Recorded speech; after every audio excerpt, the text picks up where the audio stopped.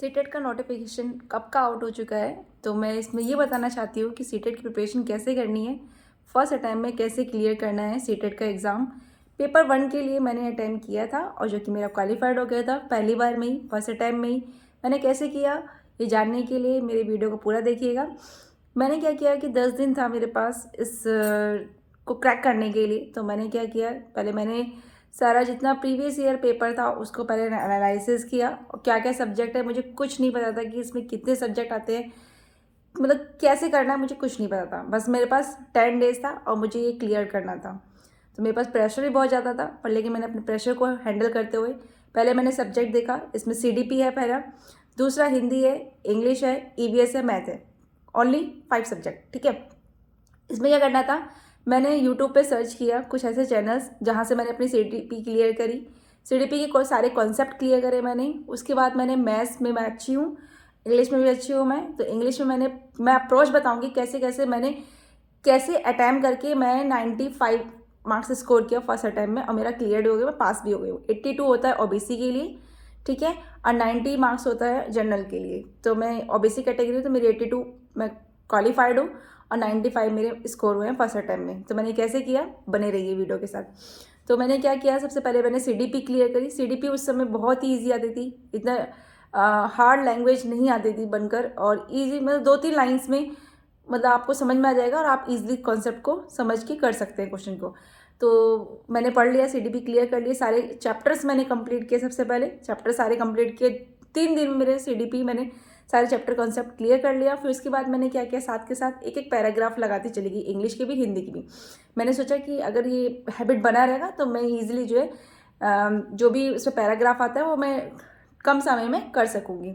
तो ठीक है, इतना प्रेशर रहता है कि मैं कैसे हैंडल करती। मैं तो एक तो मैं जब मैंने तैयार कर लिया सब कुछ, तैयार करने के बाद मैंने CDP तैयार कर लिया। फिर उसके बाद में मैथ्स में अच्छी थी, मैंने आपको पहले बताया था, मैंने मैथ्स में भी अच्छा खासा स्कोर कर लिया था।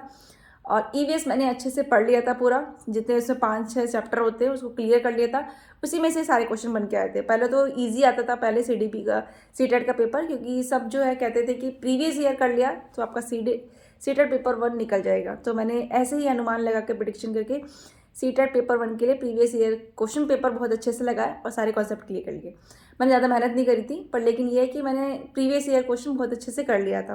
और उससे पहले मैंने अपना सारे कॉन्सेप्ट क्लियर कर दिए कि क्या क्या आता है, क्या कॉन्सेप्ट है, और कुछ बातें मुझे ध्यान रखनी है। ये नहीं पूरा डिपेंड, मैंने पूरा मतलब प्रीवियस ईयर पे डिपेंड हो गई। मैंने पहले सारे कॉन्सेप्ट क्लियर करे, धीरे धीरे मैंने पूरा रात मतलब कि जितना मुझे टाइम मिलता था दिन में रात में पूरा मैंने अपना एक नोट्स बनाया, प्रॉपर नोट्स बनाया CDP का, मैथ्स का प्रैक्टिस करती थी। मैथ्स के तो सारे जो पैडागोगी होते थे उसे मैंने क्लियर करा, कंप्लीट किया। और उसके बाद जो है मैंने हिंदी के सारे क्वेश्चन जो है मैंने प्रीवियस ईयर लगाए थे, ओनली प्रीवियस ईयर। मैंने ज़्यादा उसमें मोह नहीं किया, अप्रोच नहीं किया कि मैं यूट्यूब पे जाऊँ सर्च करूँ, मेरे पास टाइम नहीं था।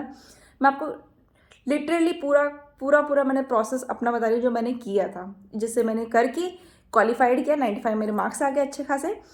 और इंग्लिश भी मेरी अच्छी थी, तो मैंने क्या किया इंग्लिश में वर्ड प्रॉब्लम सॉरी पैडागोगी जो है अच्छे से कंसेप्ट जो थे उसके क्लियर कर लिए मैंने।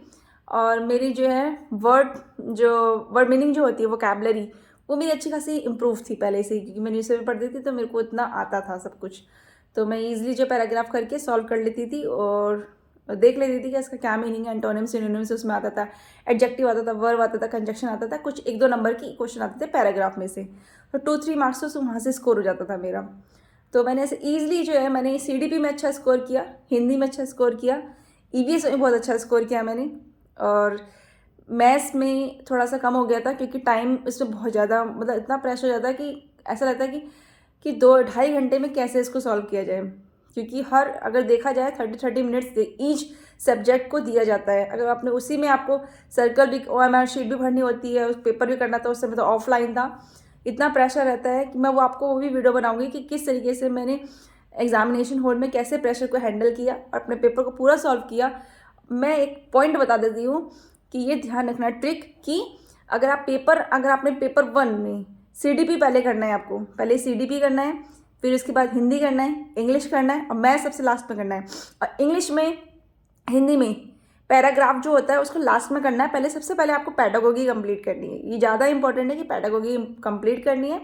तभी आपका क्लियर हो पाएगा। अगर आपने सोचा कि मैं पहले मैथ्स कर लूँ, फिर हिंदी करूँ, फिर इंग्लिश करूँ, उसका पैराग्राफ करूँगी, बाद में पैडागोगी, तो आपका कभी नहीं निकलने वाला। एक प्रोसेस होता है, आपको सिस्टमेटिक वे में चलना है। पहले आपको सीडीपी करनी है, फिर हिंदी करनी है, फिर इंग्लिश करनी है, उससे पैडागोगी करनी है, फिर लास्ट में मैथ्स करना है। ये पूरा प्रोसेस है। मैंने इसी तरीके से इस पूरे पेपर को क्लियर करा है, अच्छे नंबर से किया है। ऐसा नहीं कि मैंने 2-3 बार पेपर दिया है और फिर मेरे 95 100 मार्क्स ऐसे स्कोर हुआ है, नहीं। मैंने फर्स्ट अटैम्प्ट में 10 डेज में कंप्लीट किया है, ईजिली किया है। और जितना मैंने मेहनत किया है, जो भी मैंने नोट्स बनाए, उसको मल्टीपल टाइम्स मैंने रिवीजन किया है। इससे ज़्यादा मैंने कुछ नहीं किया है। अगर आप ऐसे करते हैं तो आपके भी 90 से अबव मार्क्स आएंगे। जनरल कैटेगरी में आप कंसीडर होंगे और आपके अच्छे मार्क्स आएंगे। आप ओबीसी कैटेगरी में तो 82 मार्क्स वाले भी बच्चे पास होते हैं। तो ये पॉइंट ध्यान रखिएगा। और एग्जामिनेशन हॉल पे अगर आपका प्रेशर बनता है तो उसको प्रेशर को अपने ऊपर आने मत दीजिए। अपने पेपर पर पूरा फोकस करिए, उसको रीड करिए। अब एक बात ये भी ध्यान रखिएगा, अगर आपका सीडीपी पेपर कंप्लीट हो जाता है, आपने मतलब टिक कर दिया, आपको ओएमआर शीट तुरंत ही भरनी है। ये नहीं करना है कि आपने टिक कर दिया है, अब लास्ट में सारा पेपर करने के बाद मैं ओएमआर शीट भरूंगा, तो वो आपकी सबसे बड़ी मिस्टेक होगी। उससे क्या होगा कि ओएमआर शीट भरने में भी बहुत ज़्यादा मिस्टेक हो जाएगी। ऐसा करिएगा, आप जैसे एक सब्जेक्ट किया, उसका ओएमआर शीट भर लिया, तो इससे क्या होगा, आपका कॉन्फिडेंस बूस्ट होगा और आपको ऐसा लगेगा कि मेरा ये सब्जेक्ट कंप्लीट हो गया, अब मुझे नेक्स्ट सब्जेक्ट पे चलना है। ठीक है, ईजिली आप इस प्रोसेस के अप्रोच में आप मतलब फॉलो करिए, आपका ईजिली जो है सीटेट पेपर 1 क्लियर हो जाएगा। Thank you very much. इस चैनल पर सपोर्ट करिए। मैं ऐसे सीटेट से रिलेटेड कुछ बातें बताऊंगी आपको, वो जो कि आपके पेपर के लिए बहुत ही ज़्यादा इंपॉर्टेंट है। Thank you.